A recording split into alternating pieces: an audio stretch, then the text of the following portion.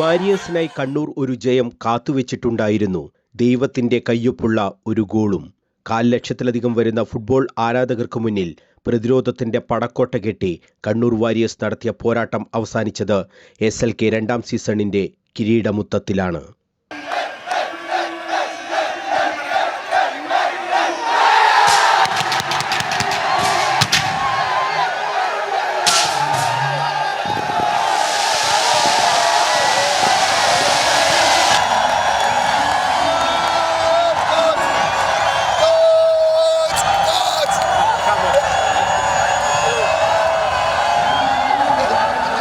നാടകീയ നിമിഷങ്ങളിലാണ് കണ്ണൂരിന്റെ വിജയഗോളിലേക്ക് നീണ്ട പെനാൽറ്റി ലഭിച്ചത്.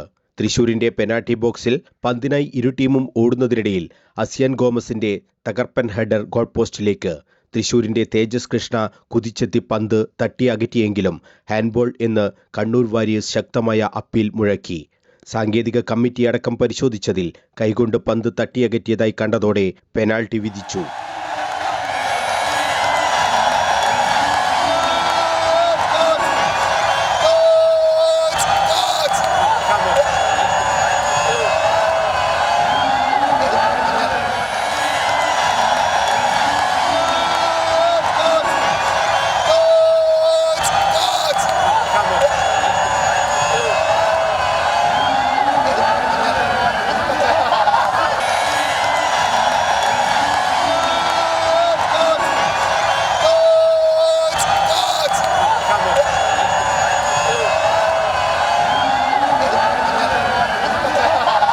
പതിനെട്ടാം മിനിറ്റിൽ കിക്കെടുത്ത അസിയർ ഗോമസ് ലക്ഷ്യം കണ്ടു.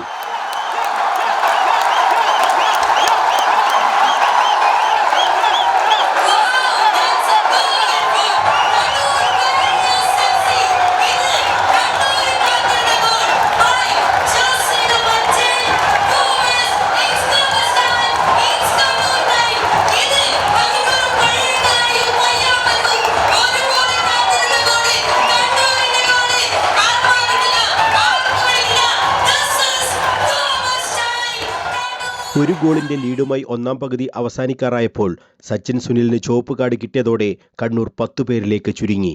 ഒരു ഗോളിന്റെ മുൻതൂക്കം കാത്തുസൂക്ഷിച്ച കണ്ണൂർ പിന്നീട് പ്രതിരോധ കോട്ട തീർത്താണ് മുഴുവൻ സമയവും 10 മിനിറ്റ് എക്സ്ട്രാ ടൈമും പിടിച്ചു നിന്നത്. അന്തിമ വിസിൽ മുഴങ്ങിയതോടെ കണ്ണൂരിന്റെ ആരാധക ചമ്പട ആർത്തുവിളിച്ചു.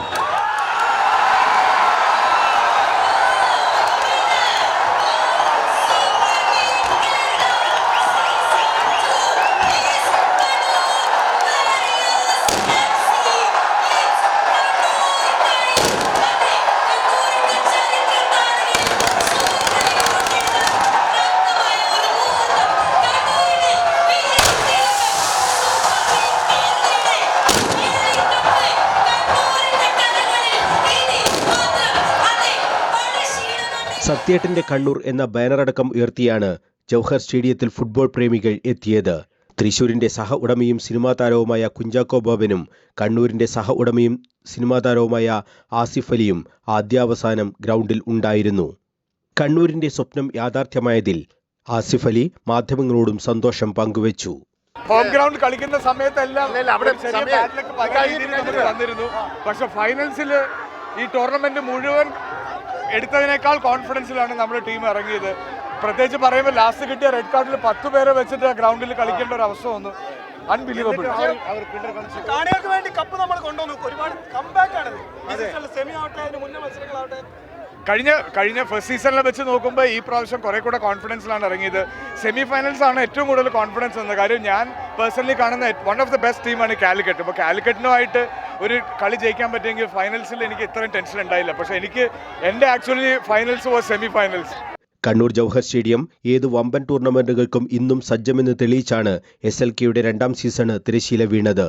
കണ്ണൂർ വാരിയേഴ്സ് ഹോം ഗ്രൗണ്ടായി ജവഹർ സ്റ്റേഡിയം സ്വീകരിച്ചതുകൊണ്ട് മാത്രം കിട്ടിയ ഫുട്ബോൾ വിരുന്നാണ് നാടിന് ലഭിച്ചത്.